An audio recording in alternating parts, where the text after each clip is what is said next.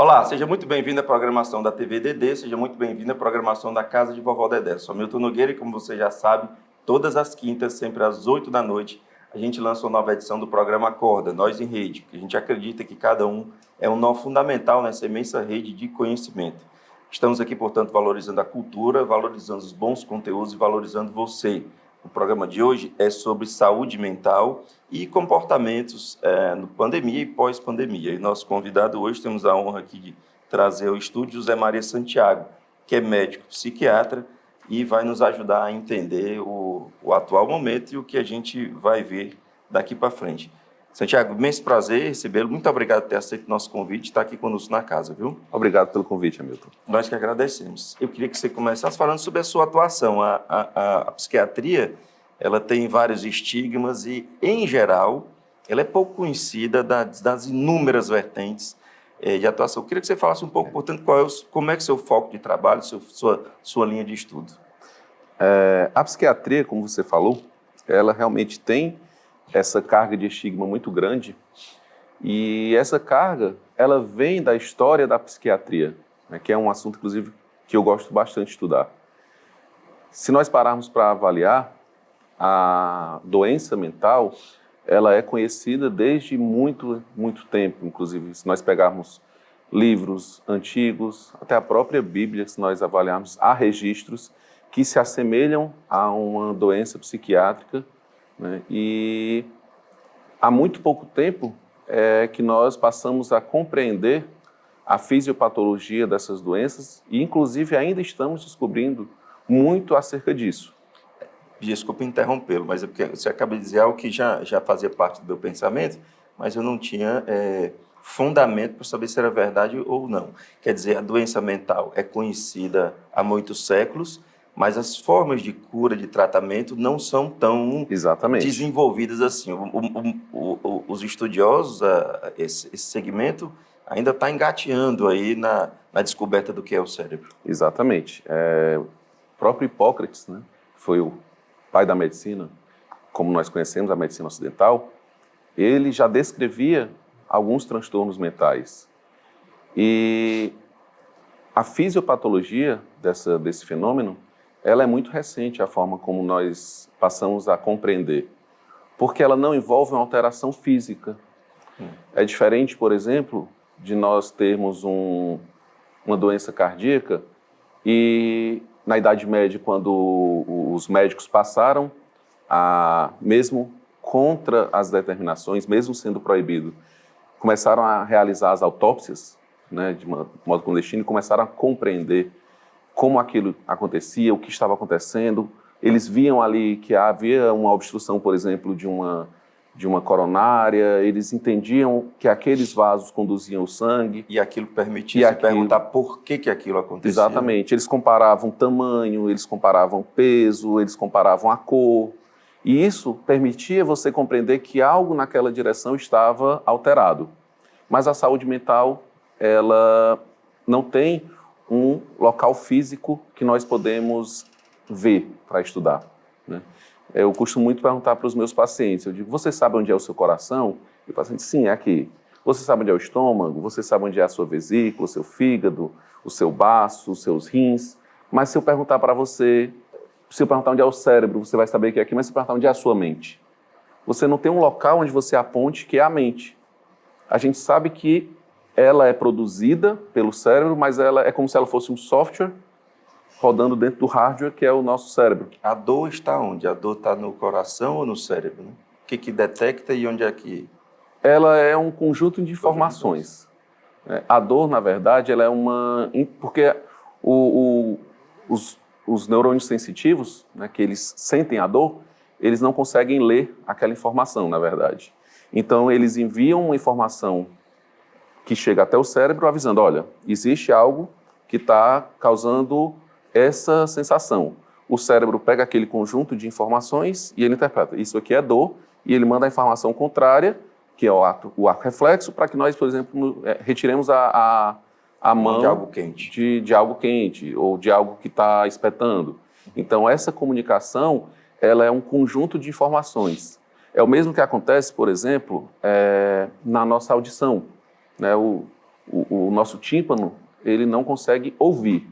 O que ele faz, na verdade, ele reage às vibrações das ondas e o cérebro, aquela vibração, ela é transmitida até o cérebro consegue decodificar aquela vibração e ler aquilo como um som.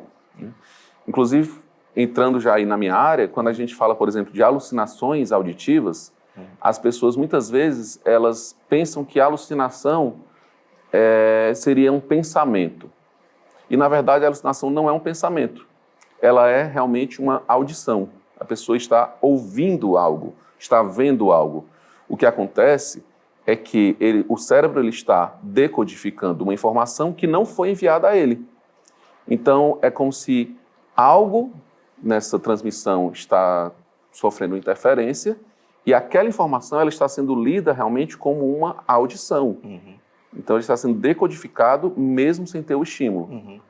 Tanto que quando é feita uma ressonância funcional, né, são exames que nós não usamos na prática clínica, mas são usados em pesquisas, que eles conseguem ver as áreas do cérebro que estão ativas durante algum estímulo. Então, em alucinações auditivas, a área do cérebro que está ativa é a área da audição, mesmo sem ter um estímulo auditivo externo.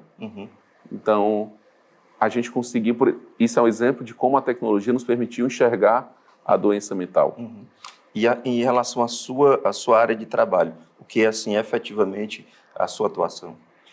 Eu trabalho na psiquiatria clínica, eu trabalho em CAPS e em consultório, e funciona como um consultório de outras especialidades. O paciente procura a consulta quando ele se depara diante de uma situação que está causando sofrimento a ele. Eu fiz essa pergunta específica, Santiago, para preparar para a seguinte abordagem.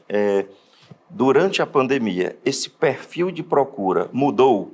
Ou no começo, ou durante ela, ou mais no final? Como é que... O que você, ao longo do ano, o que foi acontecendo com o perfil de pessoas que procura você? Isso é uma coisa que eu gosto muito. Inclusive, ontem eu estava conversando sobre isso com uma prima minha. E no início dessa pandemia, eu fiz, por conta do isolamento, aquela coisa, todo mundo meio que correu para isso, como uma forma de interagir com o mundo, eu fiz algumas lives. E durante essas lives, nas primeiras lives logo, eu comentava, olha pessoal, a forma como essa pandemia está acontecendo, a forma como a informação está chegando até as pessoas, ela vai causar um surto de ansiedade pós-pandemia. Na mesma semana, eu vi uma reportagem da OMS falando a mesma coisa. Ou seja, assim, ela só fez ratificar o que todos os profissionais da área já sabiam que iria acontecer. E ao longo da pandemia, que ainda está acontecendo, nós vimos isso acontecer na prática. Já detectável por números? Sim, sim. Eu estava vendo uma pesquisa acerca do número de medicações. Houve aumento, por exemplo, no número de vendas de antidepressivos no Brasil, até o momento, em torno de 20%. Houve aumento no número de benzodiazepínicos, que são as medicações de tarja preta. Houve aumento na venda de medicações anticonvulsivantes. Se compararmos ao mundo, o crescimento é parecido ou o Brasil mais? É proporcional. 20%? É proporcional. Dá para a gente extrapolar para o mundo, que é o que a média mundial tem mostrado. Houve aumento, por exemplo, do número de suicídios. Inclusive, em setembro, nós passamos pouco tempo, que é o mês que nós dedicamos à prevenção ao suicídio. Não quer dizer que seja o único mês que nós trabalhamos isso, claro. mas é um mês que nós enfatizamos essa prevenção, que é o Setembro Amarelo. Teve uma pesquisa que relatou que, em 2020, no Ceará, houve mais de média, né? Mais de um suicídio por dia. Isso nunca havia acontecido. Nessa proporção, não. Então, aí a gente já vê que houve realmente um aumento muito grande nos casos de suicídios. Tá. Então, você fala de um aumento nessa procura pela psiquiatria, pelo profissional psiquiátrico, o que indica algo muito grave do ponto de vista mental da população, mas o perfil, o motivo pelo qual as pessoas buscaram mudou ou é o mesmo motivo, somente agravado na quantidade?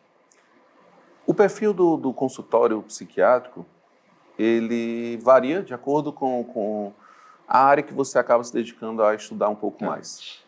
Médicos que se dedicam a atender mais pacientes psicóticos acabam que tem um perfil diferente, por exemplo, de um médico que trabalha com álcool e drogas. Né? E tem diferente daquele que é mais generalista. Tá. No meu caso, eu sou mais generalista, então acaba que o meu perfil é muito de pacientes com quadros depressivos, quadros ansiosos, que é o que é mais prevalente na psiquiatria. Também atendo pacientes com dependência química, também atendo pacientes psicóticos. Mas o perfil maior, né, a amostra maior, seria de pacientes ansiosos e depressivos. O que eu tenho percebido na minha prática é que está havendo um aumento muito grande de novos casos de ansiedade. Pessoas que até então não apresentavam a questão. Exatamente. E um número muito grande de recaídas. Pacientes que vinham bem, já em processo de alta, já prestes a receber alta, tiveram recaída, alguns casos pior até do que o quadro que os trouxe inicialmente ao consultório. Pacientes que já tinham tido alta há algum tempo, às vezes 1 ano, retornando ao consultório. E um quadro que é bem comum, apesar de nós não conhecermos tanto, inclusive popularmente as pessoas confundem muito, que é o TOC, né, o transtorno obsessivo compulsivo. Sim.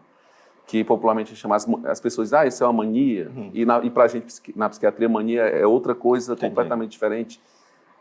Isso também se agravou. Existe um tipo de transtorno obsessivo compulsivo, um TOC, que é relacionado à limpeza. Né? E são pessoas, por exemplo, se você assistir aquele filme O Aviador, Sim. do Leonardo DiCaprio, tem uma cena, inclusive, que ele fere a mão, lavando as mãos com sabonete. Aquilo, por exemplo, é um comportamento compulsivo. Né? É um comportamento repetitivo relacionado a um pensamento obsessivo. E é um tipo bastante comum, que é a mania, entre aspas, tá? Mania de limpeza.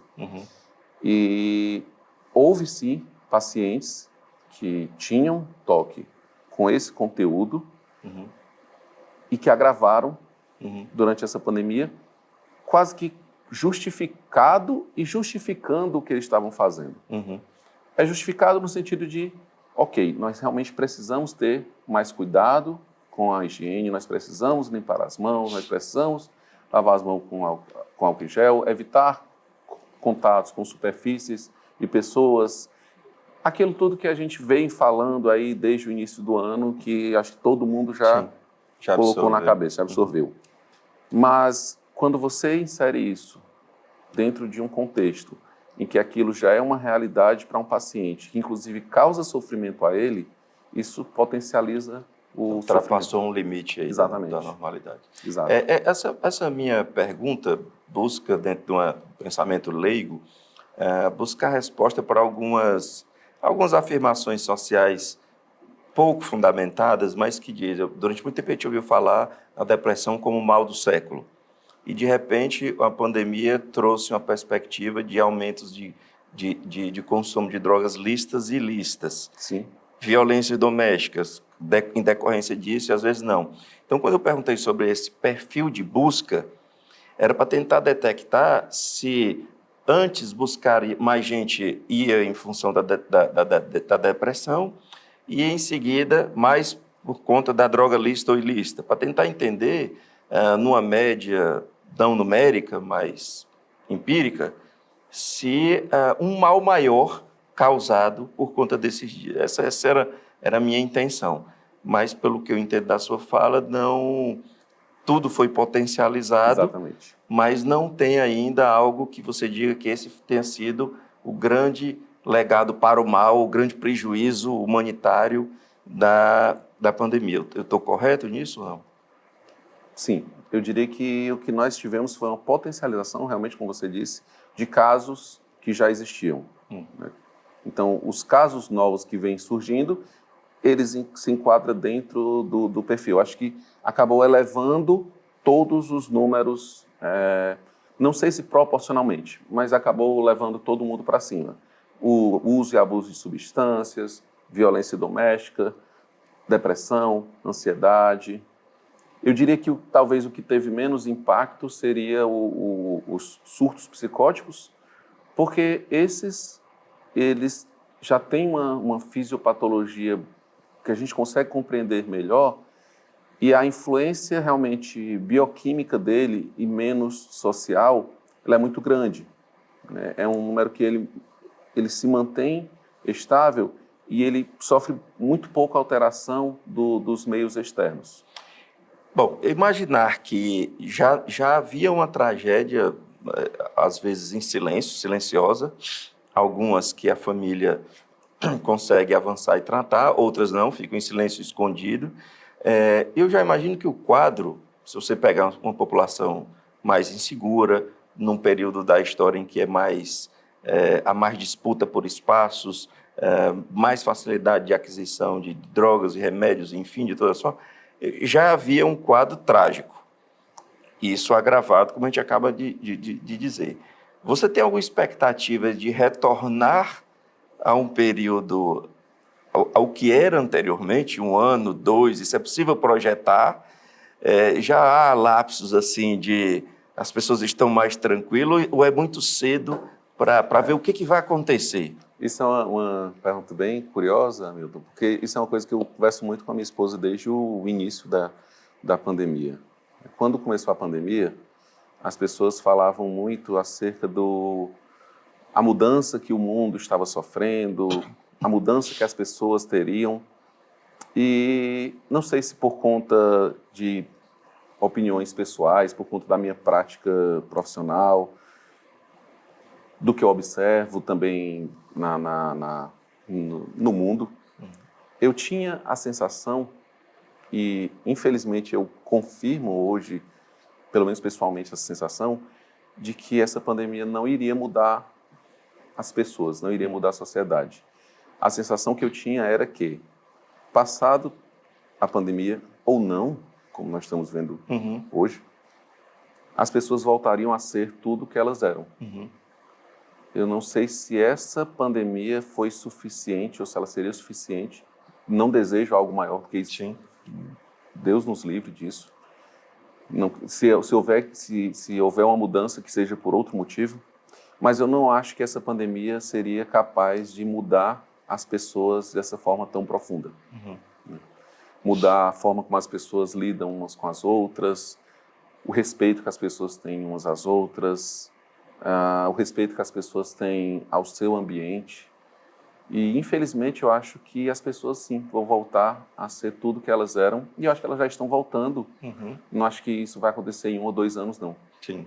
Talvez o hábito que a gente, não sei até que ponto isso vai mudar e em que proporção, seja o uso da máscara, que nós estamos...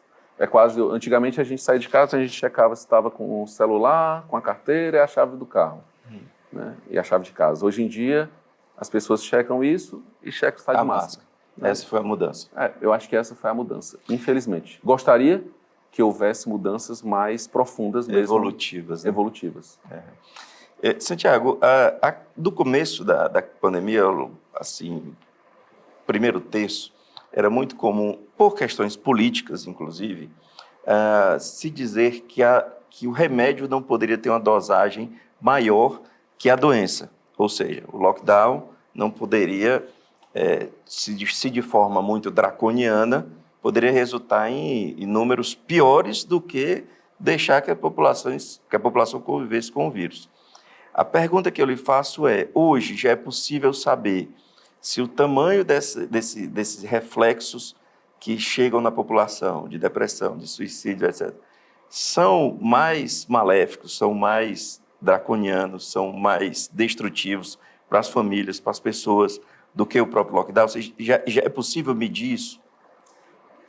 Hamilton, infelizmente eu acho que não. E eu digo infelizmente porque eu acho que nós ainda estamos numa curva de piora das consequências disso.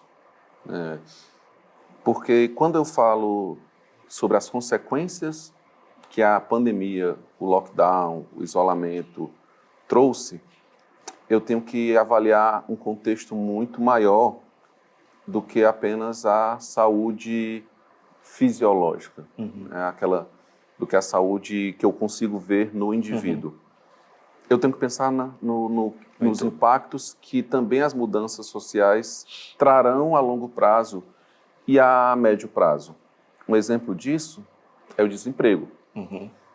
O desemprego, ele é, sabidamente, uma das causas de piora de transtornos do humor, ele é uma das causas de piora dos transtornos de ansiedade e ele é um dos fatores que está implicado no aumento da incidência de suicídio.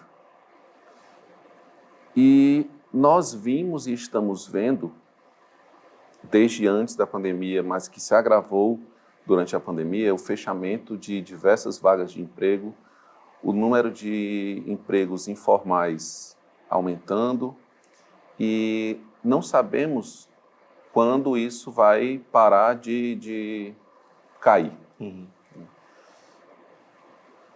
Existe aí uma curva que está, como eu falei, diretamente ligada a essa curva de talvez mudança social, né?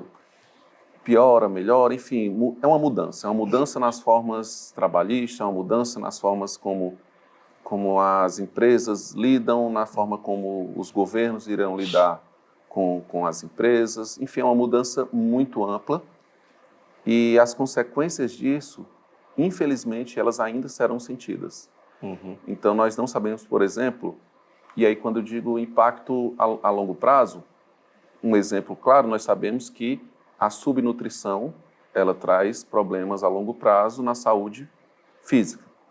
Então, uma família que já vivia no limite ali da sua manutenção e que tem a sua renda comprometida, isso pode trazer um impacto à saúde mental das pessoas que estão vivendo naquele momento, mas também pode trazer um impacto na saúde física, por exemplo, daquelas crianças, daquelas pessoas que tenham uma nutrição inadequada por conta de todo esse contexto. Então, é um impacto que ainda vai ser sentido. E os reflexos são tantos que você talvez não consiga entender ainda toda a cadeia de reflexos resultantes. É mais ou menos como esse seu cenário. Existem tantos pontos interligados aí que às vezes a gente nem sabe de que ponto aquela consequência veio. Às vezes uma mudança naquele ponto reflete naquele, que reflete naquele, que muda aquele. E a gente não consegue ver a ligação do primeiro com o quarto ponto. Mas é possível estratificar, por exemplo, idosos têm mais reflexos negativos que crianças? Dá para estratificar o impacto, pelo menos essa questão de faixa etária? Isso é possível? Ainda teremos estudos estão correndo acerca disso para que nós possamos realmente comprovar cientificamente o impacto disso, mas na prática a gente já consegue perceber, né, e a evidência científica, quando a gente fala de evidência científica, existem vários níveis de evidência científica. E a experiência profissional, eu diria que ela é em nível de evidência, é um dos mais fracos, não que ele não seja importante, mas é um dos mais fracos em termos de extrapolação para a sociedade. Você diz pelo fato de mais frágil para referendar Exato. No seu consultório, nos seus consultórios, o que você viu, assim, independente da gente poder, da gente ter como uma verdade, né? Exatamente. Mas o que você viu Era isso que eu ia falar. Então, assim, quando a gente vai falar, se eu tiver um estudo robusto que traga os números, ele vai ter um impacto, um peso muito maior do que a experiência profissional. Mas, mais uma vez, a experiência profissional ela também é importante. Sim. Então, o que é que a gente tem visto, eu e outros colegas com quem eu tenho conversado acerca disso? Os idosos estão cada vez mais isolados. Existe já, infelizmente, um distanciamento natural. As pessoas, nessa correria em que nós vivemos, elas meio que isolam, não estou generalizando, mas existe, se nós pegarmos a média, um isolamento dos nossos idosos. são pessoas mais fragilizadas, são pessoas que muitas vezes dedicaram sua vida inteira a um projeto, seja sua família, seja seu trabalho, e que de repente elas são inseridas em um outro contexto em que elas passam a ficar em casa, não trabalha, não é mais o gestor da família, não é quem cuida e é quem é cuidado, começa a perceber que a memória já não é mais a mesma de antes, e isso traz sofrimento, não consegue lidar com as tecnologias que surgem a cada segundo. E que passaram a ficar muito mais importantes e vitais, né? Exatamente. Então, isso traz consequências à saúde mental dessas pessoas. E a gente tem visto, eu e outros colegas, que realmente, pronto, esse é um perfil que talvez eu, parando para avaliar, você me perguntou sobre a mudança. Eu tenho atendido mais pacientes idosos. Eu sempre gostei muito de atender pacientes idosos. E aí é aquilo que eu falei, quando a gente acaba puxando um pouco isso, apesar de não ter feito a especialização em psicogeriatria, eu tenho um perfil de pacientes mais com a média de idade mais alta. Mas isso tem aumentado mais. Eu tenho atendido mais idosos e esse é um dos relatos que eles têm trazido, que é a saudade da família, a saudade de poder receber as pessoas no domingo, né?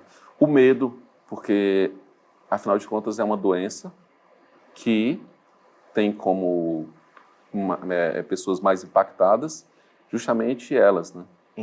São os idosos. Então, esse medo, esse isolamento, esse distanciamento, isso tudo, a impossibilidade de poder ir, por exemplo, quando eu atendo, eu trabalho no interior, em que as pessoas ainda conseguem ter o hábito de ir à calçada, de sentar com os vizinhos, e isso foi proibido.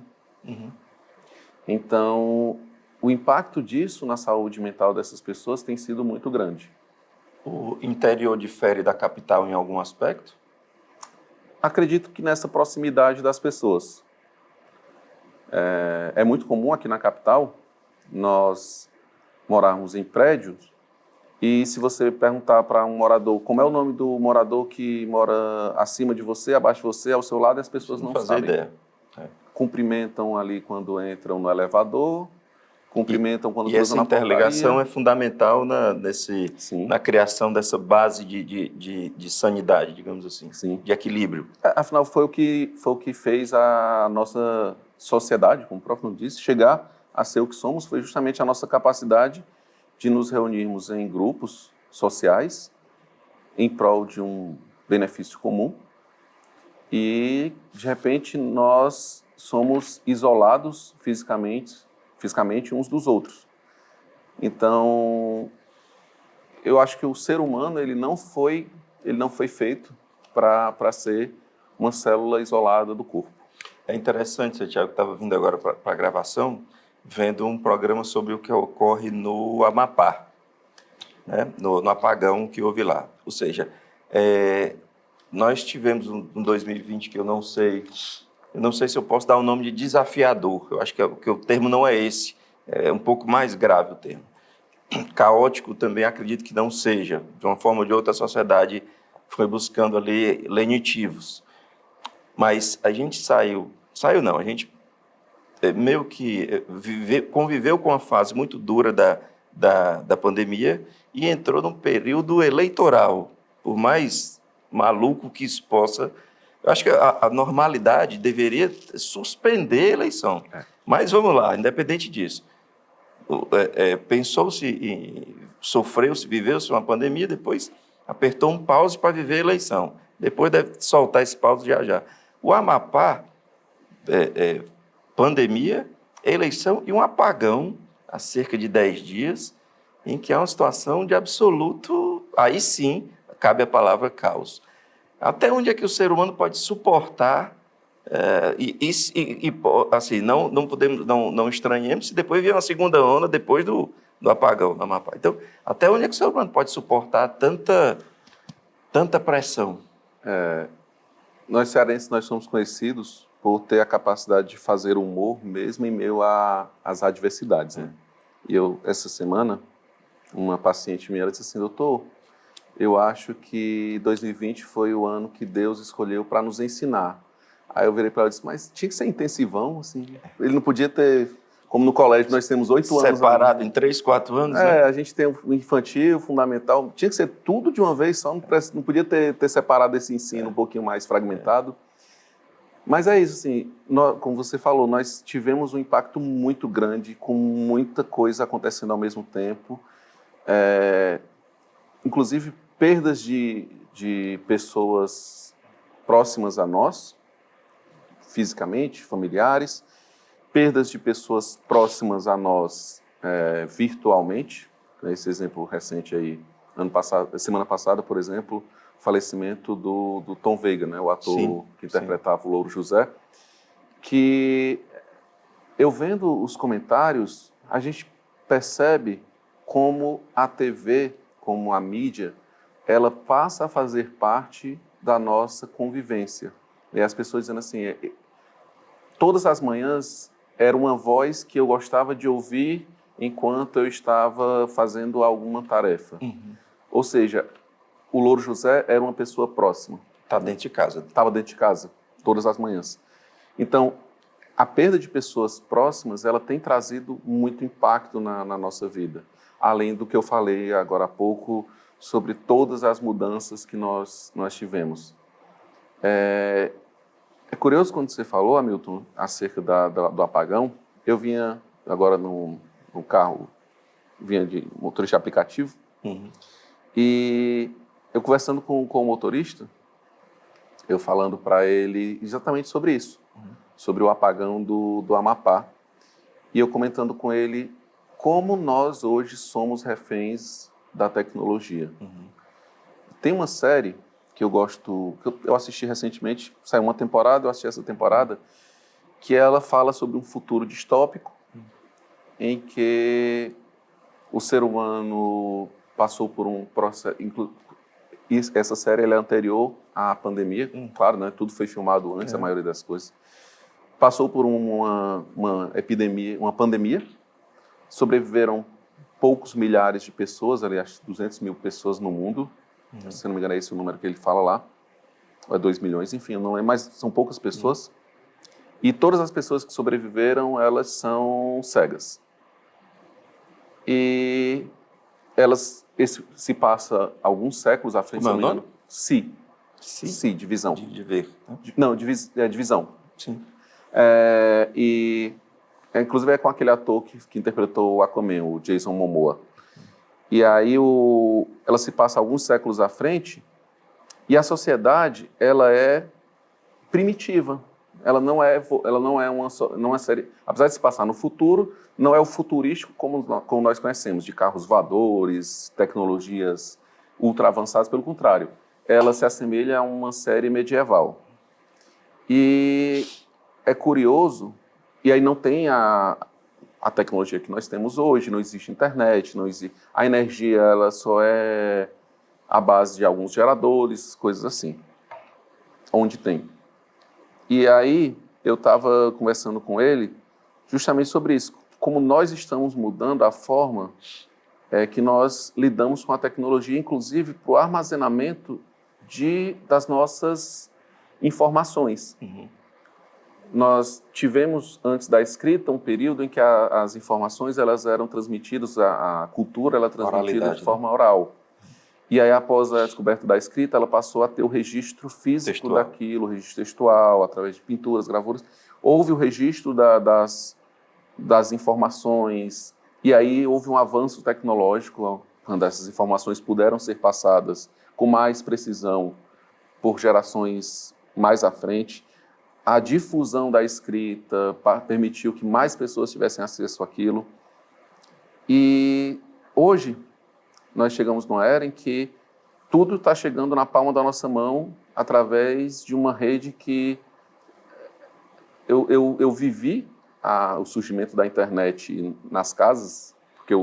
Para quem não viveu, é bom que saiba que é possível viver sem a internet. Né? É engraçado, eu conversando com minhas filhas, elas têm 8 e 9 anos, e é uma pergunta que é muito bom, é gostoso de ouvir, é gostoso de conversar sobre isso. Elas perguntam, papai, como era a vida antes? Meu também pergunta. Quando não tinha internet, quando não tinha tablet. quando não tinha a televisão. Aí eu dizia assim, filha, a televisão... Eu costumo responder dizendo que é melhor. Ora, era melhor.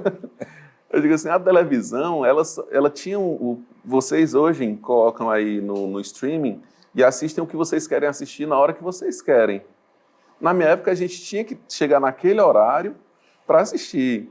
E assim, se você ficasse de castigo, se você tivesse qualquer motivo... Playboy. Perdeu, é só amanhã os colegas vão falar no colégio e você vai ter que acreditar no que eles contarem para você, porque você não vai ver de novo. Né? Então, nós vivemos essa época em que a internet passou a chegar nas nossas casas. Né? E eu fui muito daquela época, quando eu era criança, eu gostava muito de ir para a biblioteca da cidade. Eu morava em Itapajé, uma cidade aqui do interior, e tinha uma biblioteca pública. Eu gostava muito de ir para a biblioteca para ficar lendo os livros lá da biblioteca. E hoje em dia, por exemplo, talvez minha filha nem saiba que é possível haver uma biblioteca pública. Ela conhece a biblioteca da escola, que daqui a pouco... Eu não sei se... Vai estar tudo no site da escola. Vai estar na nuvem, né? E ler de casa. Ou então, quando vai ter um espaço físico repleto de tablets que eles vão lá e vão acessar, e nada de livro físico. A música é a mesma coisa. Os registros de música hoje, eles são todos em serviços de streaming. Então, poucos são os artistas que hoje lançam a mídia física. Então, se nós passássemos mundialmente por uma situação como essa do Amapá, né, de faltou a energia no mundo, onde é que está a informação? Isso nós estamos falando de uma década, talvez, desse avanço. Não estamos falando de 100 anos, não. Exatamente. De pouquíssimo tempo. Extrapola isso para 100 anos. Então, um caos como esse, como é que isso vai impactar? E é meio muito difícil de você imaginar, é assustador, que tudo isso que está acontecendo com 800 mil pessoas lá é por conta de um equipamento, de um transformador, que não é algo muito sofisticado, e que tudo que é sofisticado e que depende desse equipamento até rudimentar é refém. Fica refém. Então, assim, não pense que tem muitas opções de duplicidade, de planos de contingência. Isso pode acontecer, não é algo impossível, não. É como você ter uma corrente feita com o metal mais resistente do mundo. Se você puser um elo nessa corrente... Frágil. Não, ela perde a capacidade dela de segurar todas as pontas. Para a gente ir se encaminhando para o final, Santiago, como é que você definiria 2020 e o que você espera de 2021? Vou falar. Ontem eu estava conversando com um amigo e falei exatamente isso aí. Ele pediu para eu escrever um texto, já me programando aí para o final do ano, para colocar nas redes sociais, sobre 2021. E eu disse para ele assim, eu só queria que fosse melhor do que 2020. E não precisa muito, né? Não precisa muito, não. Assim, eu sou modesto. Eu queria que seja melhor do que 2020. Até 2019, a gente esperava alguma regularidade política, uma paz política, avanço na economia, mas eu acho que isso está muito estranho e isso parece que perde um pouco de significado diante de uma sobrevivência, de uma cura, de um retorno à normalidade, né? 2021 você vislumbra isso? É possível? Vai depender muito, e aí isso é uma coisa que desde o início eu sempre achava estranho. Quando nós víamos os pronunciamentos dos políticos, todas as esferas, estadual, municipal, federal, e nós víamos lá o secretário de Estado, seja ministro, seja secretário de Saúde, junto com o chefe do Executivo. E eu dizia, está faltando uma pessoa nessa mesa, o secretário da Economia. Eu acho que a saúde e a economia, nesse ano, elas deveriam ser sentadas na mesma sala. Eles deviam estar o tempo todo discutindo um com o outro o que eles iriam fazer, e é justamente pensando aí na minha especialidade, mas não de forma egoísta, né? Porque, como eu falei agora há pouco, quais são os impactos a longo prazo que essa não conversa pode trazer. Então, quando nós pegamos, por exemplo, um caos econômico como esse que nós estamos passando e que nós ainda podemos passar e projetamos as consequências disso, traz impacto direto no trabalho do secretário de saúde. Uhum. E a sensação que eu tinha era essa, que os dois não conversavam. Não dialogavam. É. As áreas não dialogavam. As áreas não dialogavam.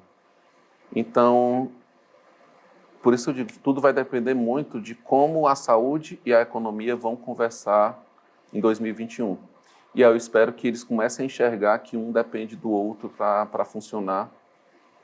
E aí pode ser que a gente consiga ter como eu falei, um 2021 pelo menos melhor do que 2020. Se ele conseguir pelo menos estabilizar e depois tentar subir voo de novo, já é um passo. Grande avanço. Seu Tiago, a gente agradece imensamente a sua participação. Muito obrigado pelo papo. Queria lhe dar alguns segundos finais para você fazer um complemento, enfim, à vontade, livre para você, por favor. Bom, então, muito obrigado pelo convite, Hamilton. O que eu peço às pessoas que nos ouvem, que estão nos assistindo, é que, dentro do possível, tentem ter uma rotina mais normal. Eu acho que rotina é uma palavra que, nesse contexto, tem muito resultado. Se nós tivermos uma rotina de conversar com as pessoas, seja através de telefone, através de vídeo, mensagem ok, mas pelo menos que a gente possa se enxergar é mais fácil. Ter um outro estímulo, um outro sentido aí atuando, que não só a visão, né? Então, a gente consiga ver e ouvir as pessoas. Tente se aproximar das pessoas. Nós estamos ainda, em algum grau, dentro de um isolamento físico, mas não precisamos ter um isolamento social. E tem uma coisa que eu sempre digo, assim, eu sempre peço, eu não gosto daquela expressão novo normal. Uhum. Eu acho que nós estamos vivendo uma adaptação momentânea e eu espero que nós possamos um dia voltar ao normal, porque afinal de contas, para mim, normal é poder receber amigos em casa, normal é abraçar, normal é tocar na mão. Então, eu não quero me habituar ao novo normal com uma distância, porque eu acho que esse novo normal, ele traz prejuízos muito grandes à nossa sociedade. Então, eu espero que nós possamos voltar ao normal. Eu espero que, enquanto nós precisarmos viver nessa adaptação da normalidade, nós possamos viver. E, mais uma vez, muito obrigado. Muito obrigado pelo convite. Nós te agradecemos imensamente. Agradecemos também a você que nos acompanha. Lembrando que todas as quintas, sempre às 8 da noite, no canal da TV DD no YouTube, uma nova edição do programa Acorda. Muito obrigado e até a semana que vem.